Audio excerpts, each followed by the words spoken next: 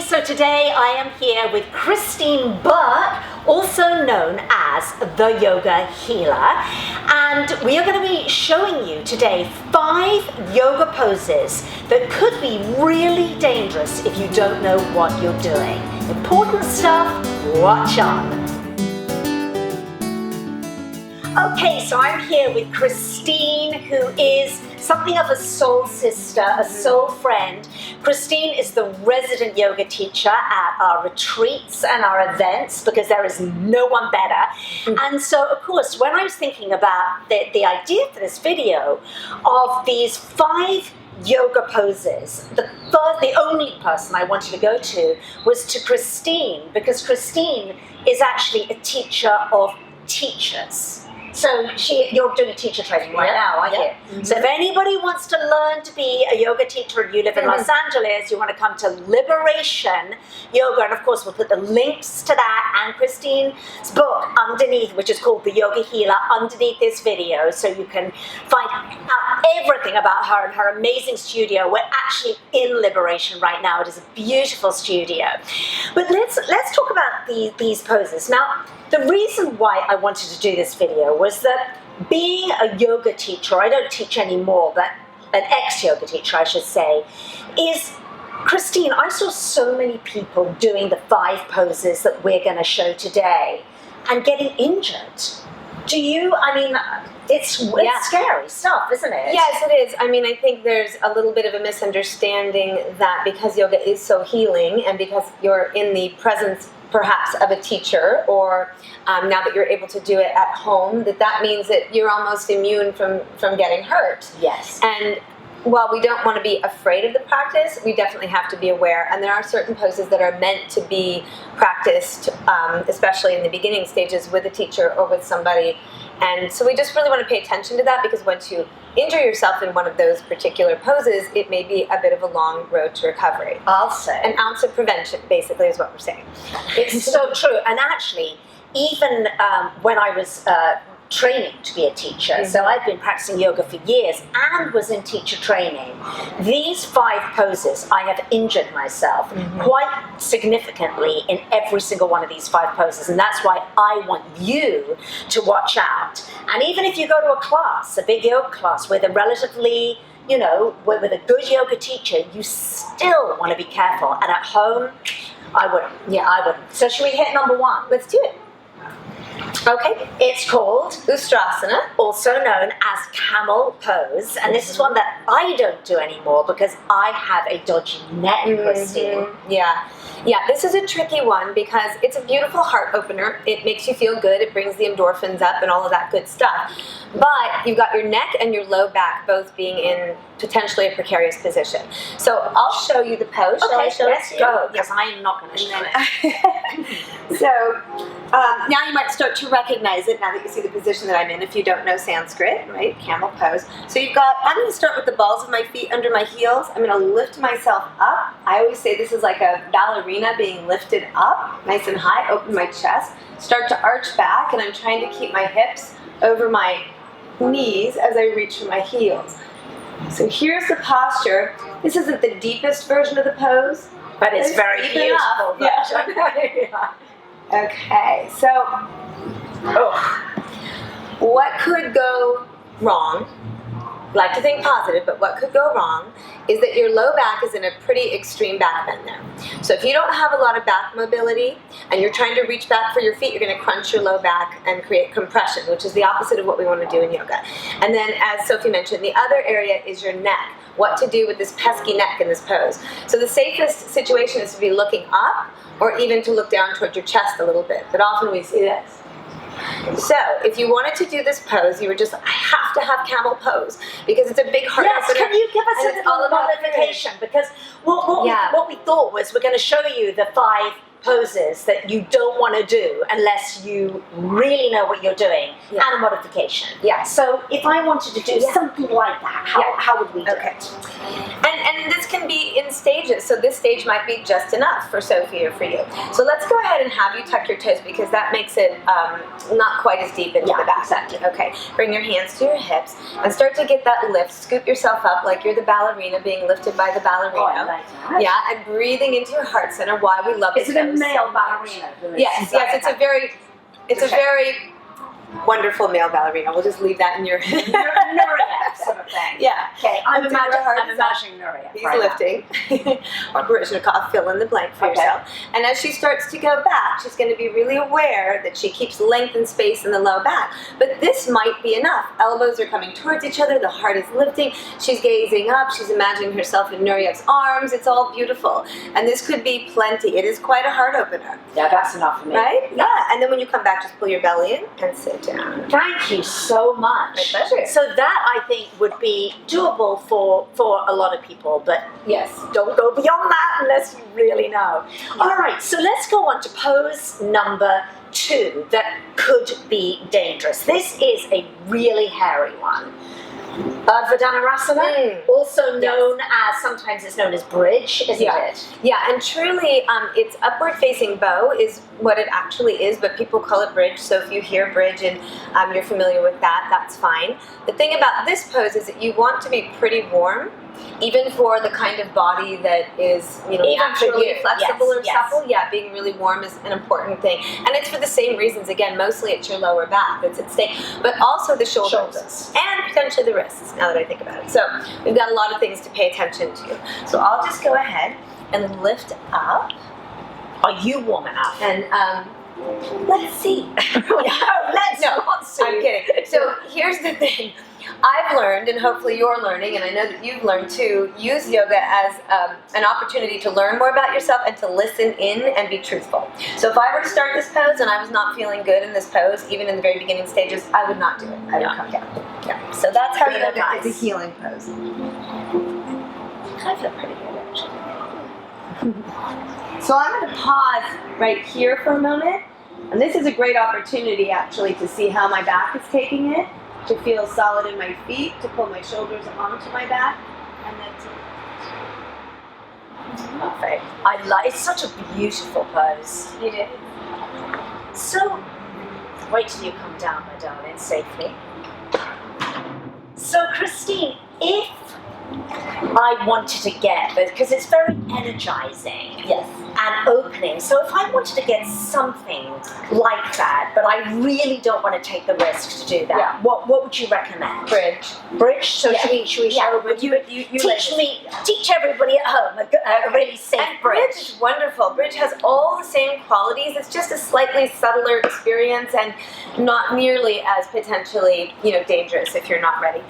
Okay, so you're going to be just like Sophia's. Your feet are parallel, your arms are by your sides, and then what I like to do is bend the elbows and create a little pressure into the elbows to start to open up the heart center, because this pose is all about opening the heart. Who has a bigger heart than Sophie? Nobody.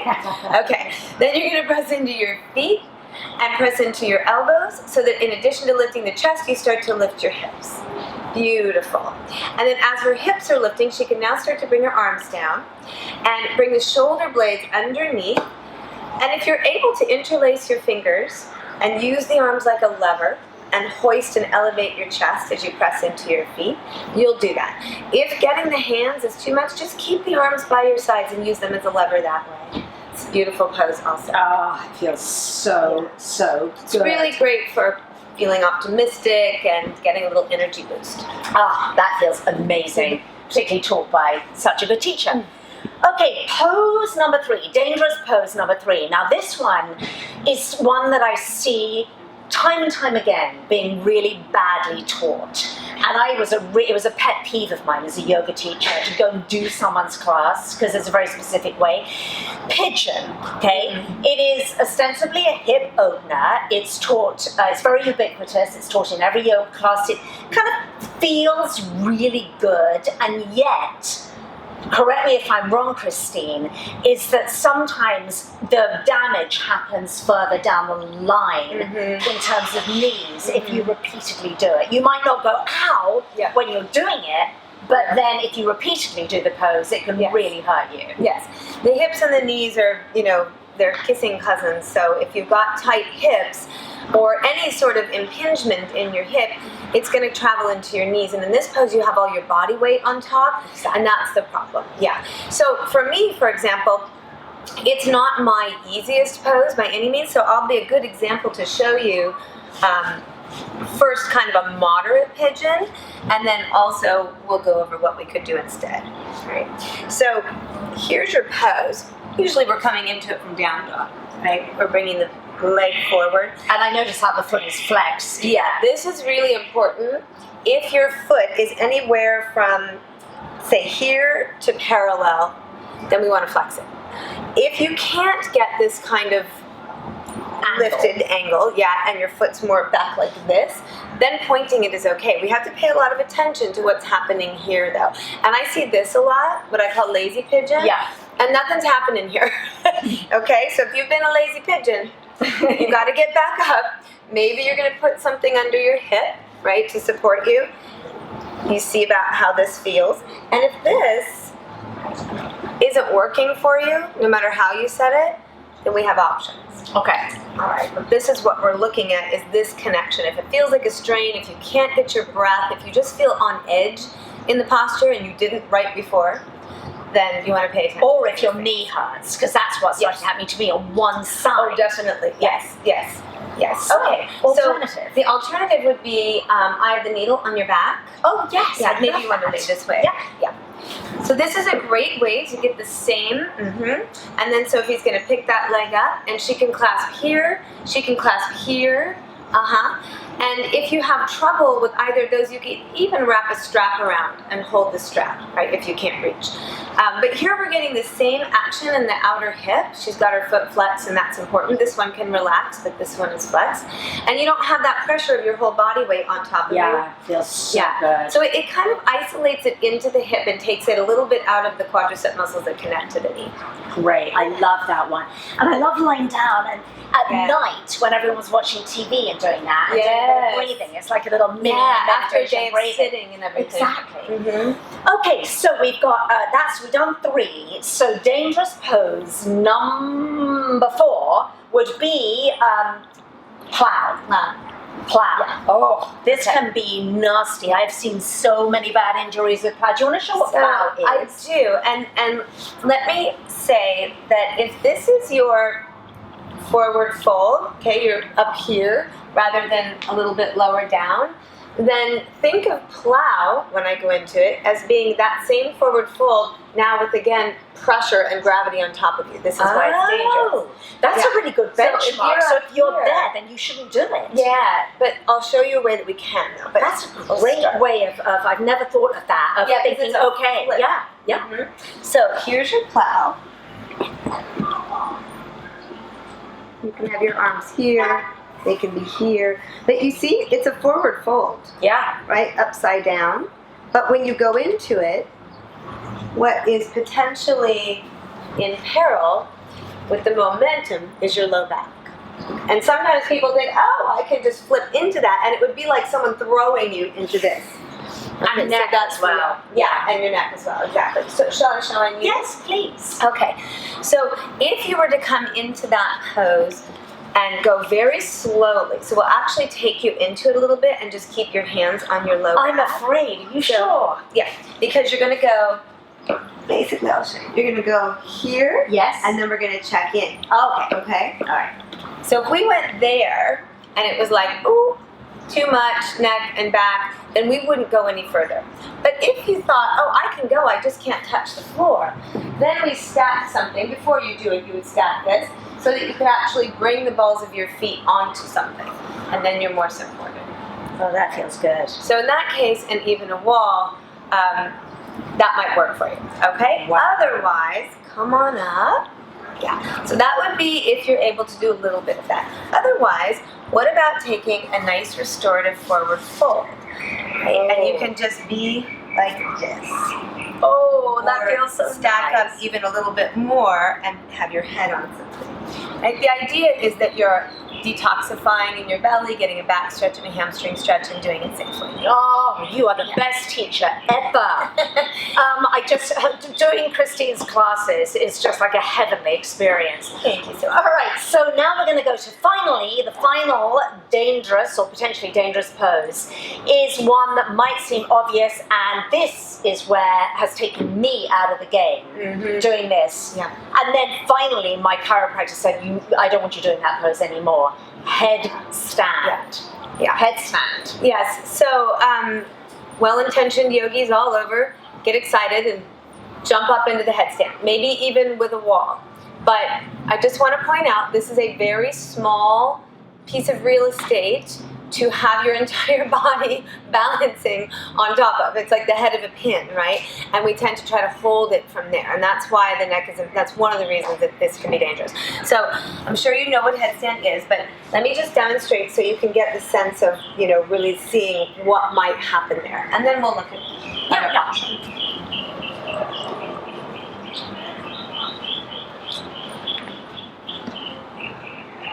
Look at you! Oh my gosh. What a beautiful pose. I'm jelly. So the thing is, if you're able to come up slowly, then you have a great chance of doing it safely. But what I see a lot is people kicking, Yes. right?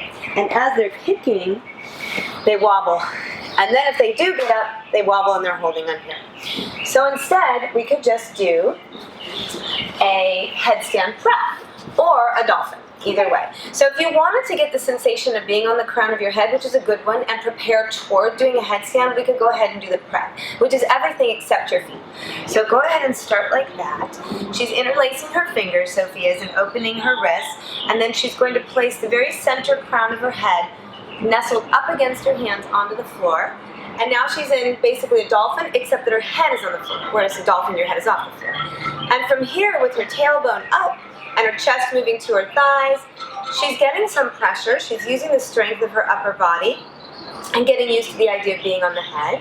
And it's very good for you anyway. Wonderful for relieving headaches and refreshing your perspective. Oh gosh, that does feel nice, and it also feels like I'm getting a little bit of arm strength Yes, as well. yeah, so you're getting some upper body action. Yeah. Oh my gosh, honestly, that was so absolutely helpful and wonderful. And now I'm thinking of it, I think we need to do a whole series with Christine of modifications for almost every single pose. So if you like the video, if you want more in this like this, and you want more of Christine who doesn't, the yoga healer, please let us know in the comments. And also in the comments to this video, you can ask Christine questions, you can ask me questions, you can ask her questions about her book.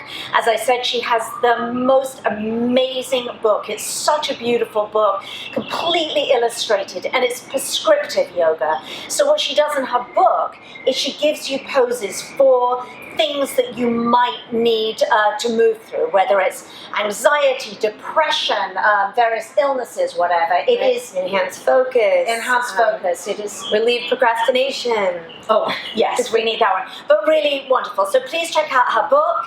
And as I said, if you live in LA, check out Liberation Yoga and our other videos in this series, because we have a little series that we're doing together, and I don't want you to miss out on some of those other really, really great videos. I will see you next time. Thank you, my darling. Thank you, Ted.